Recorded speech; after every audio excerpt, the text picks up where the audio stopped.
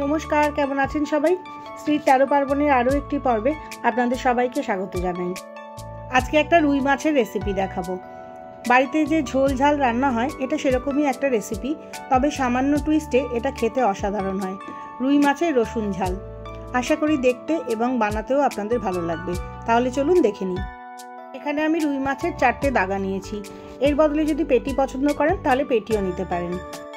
মাছে যেরকম আমরা রোজকার রান্নায় নুন হলুদ মাখিয়ে রাখি, এখানেও সেরকম সামান্য একটু হলুদ আর সামান্য একটু নুন, তার সাথে 1 চামচ সর্ষের তেল দিয়ে মাখিয়ে মোটামুটি 10 মিনিট মতো রেখে দেব।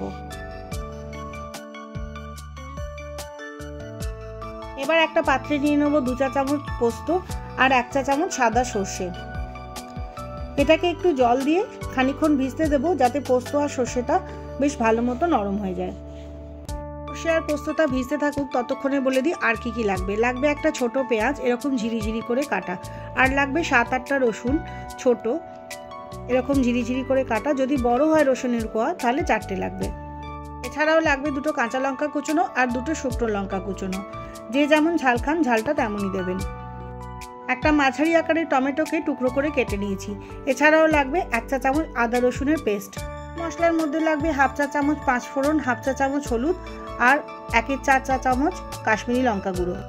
সর্ষে আর পোস্তটা এতক্ষণে ভিজে গেছে। এবার ধুয়ে ছাঁকনিতে ছেঁকে নিয়েছি। একটা পেস্ট বানিয়ে নেবো সামান্য একটু জল দিয়ে। রান্নাটা যেহেতু সর্ষের তেলে হবে, তাই মাছ ভাজার জন্য সর্ষের তেল গরম হতে দিয়েছি। তেলটা খুব ভালোভাবে গরম হলে মাছগুলোকে এক এক করে ছেড়ে দেব। মাছগুলোকে এপিট ওপিট করে ভালোভাবে ভেজে নিতে হবে। রুই মাছের রসুন ঝালে মাছগুলো বেশ একটু কড়া কড়া হলেই ভালো লাগে, তাই এরকম লাল লাল করে মাছগুলোকে ভেজে নিয়েছি। এবার তুলে নেব।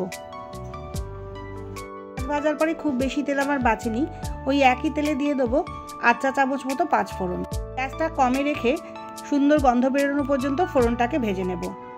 এবার ওর মধ্যে দিয়ে দেবো আদা রসুনের পেস্টটাও। আদা রসুনের পেস্টটা দিয়ে বেশ খানিকক্ষণ মাঝারি আঁচে নাড়াচাড়া করব, যতক্ষণ না কাঁচা ভাবটা চলে যায়। কাঁচা ভাবটা চলে গেলে দিয়ে দেবো টমেটো কুচোনোটাও।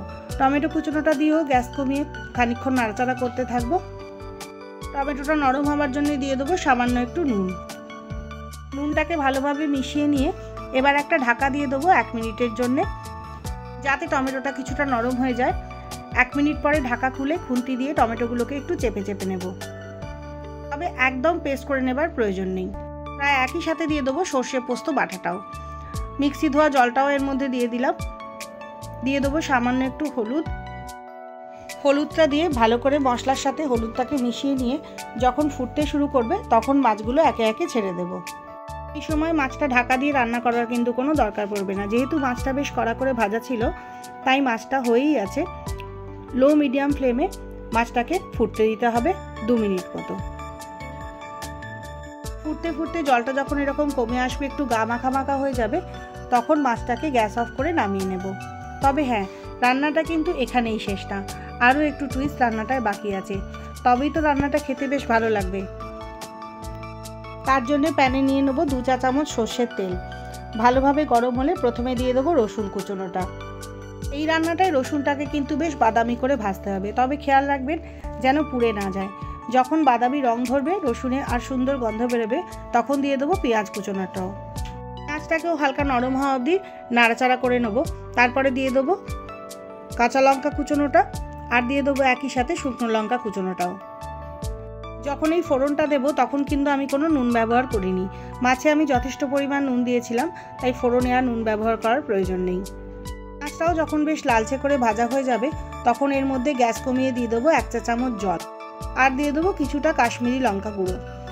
গ্যাসটা অফ করে খানিকক্ষণ নাড়াচাড়া করতে থাকবো। প্যানটা যেহেতু গরম ছিল, তাই সেই গরমেই এই লঙ্কাটা ভাজা হয়ে যাবে। ব্যাস, আর কিছুই না। এবার মাছটার ওপর এই ফোড়নটা ছড়িয়ে ভালো করে মিশিয়ে নেবো একবার, তাহলেই রেডি হয়ে যাবে রুই মাছের রসুন ঝাল। এই রুই মাছের ঝালটায় ভাজা রসুনের গন্ধটা কিন্তু একদম অন্যরকম লাগে। যদি কোনোদিন না করে থাকেন তাহলে একবার বানিয়ে দেখতে পারেন। যদি আমার রেসিপিগুলো আপনাদের ভালো লাগে তাহলে চ্যানেলটা সাবস্ক্রাইব করবার অনুরোধ রইল। আবারও পরের এপিসোডে দেখা হবে অন্য কোনো রেসিপি নিয়ে। ততক্ষণের জন্য বাই।